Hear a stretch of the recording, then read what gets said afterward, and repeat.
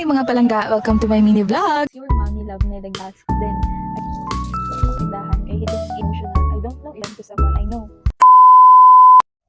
Good morning guys! Nanami diri sa tindahan pero before anything else kay mga lipsticks. Hala! Oh my God!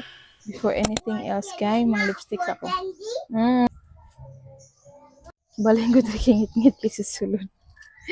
Mga lipsticks ata. Wait lang.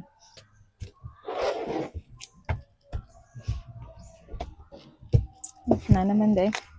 Modern akong ginagamit nga lipstick from O2O. Dara. M17. M17.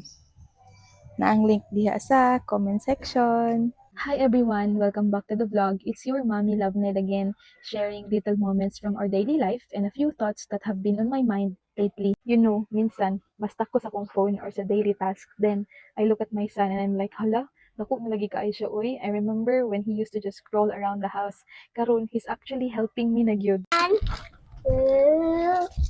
3, 4, 5, 6, 7,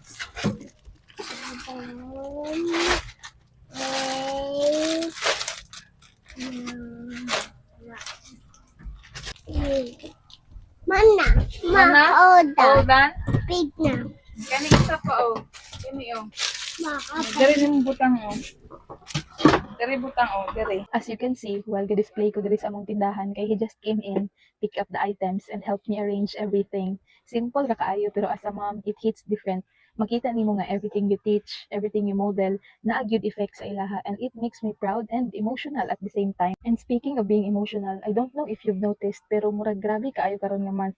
Bago pa gyud kaayo nagsugod ang December, pero almost every time I open Facebook or the news, na vehicular accident, different places around the country, different situations, pero same ending, families losing their loved ones. As a mom, dili ko mapugong og think, what if it happened to someone I know? What if it happened to us? And that's why I just want to share this reminder to everyone.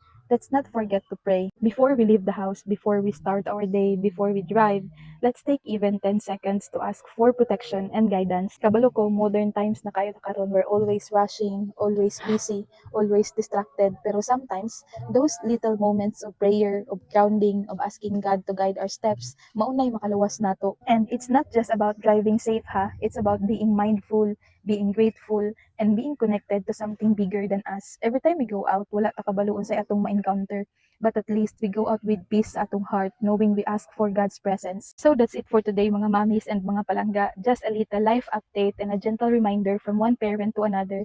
Hug your kids extra tight today. Appreciate the small moments, and let's keep each other in our prayers. If you enjoyed this little chit chat, don't forget to like, share, subscribe, and follow. See you again in the next video. Bye and stay safe always.